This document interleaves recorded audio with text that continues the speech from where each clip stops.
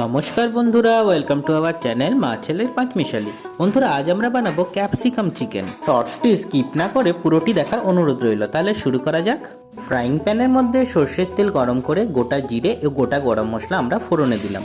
এরপর কেটে রাখা পেঁয়াজ আমরা দিয়ে দিলাম পরিমাণ মতো নুন এবং কেটে রাখা টমেটো।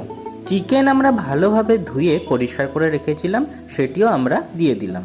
আদা ও রসুন আমরা আঞ্জনিতে ঘষে নিয়েছিলাম, সেটি দিয়ে দিলাম। সমস্ত কিছু একবার ভালোভাবে মিক্স করে নিলাম। দিয়ে দিলাম 1 চা চামচ হলুদ গুঁড়ো, 1 চা চামচ গোলমরিচের গুঁড়ো ও 1 চা চামচ কাশ্মীরি লঙ্কার গুঁড়ো।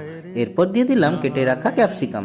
8 থেকে 10 মিনিট ঢাকা দিয়ে কুক করে আমরা ঢাকা সরিয়ে নিলাম। বন্ধুরা, আমরা 1 কাপ জল ব্যবহার করেছি, বাকি জল চিকেন থেকেই বেরিয়ে চিকেনটি কুক হয়েছে। নামানোর আগে শিলে বেটে রাখা গোটা গরম মশলা বাটা দিলেই রেডি ক্যাপসিকাম চিকেন। বন্ধুরা, আমাদের ভিডিও ভালো লাগলে লাইক করে দেবেন এবং সাবস্ক্রাইব করে আমাদের পাশে থাকবেন। ভিডিও সম্পূর্ণ দেখার জন্য ধন্যবাদ।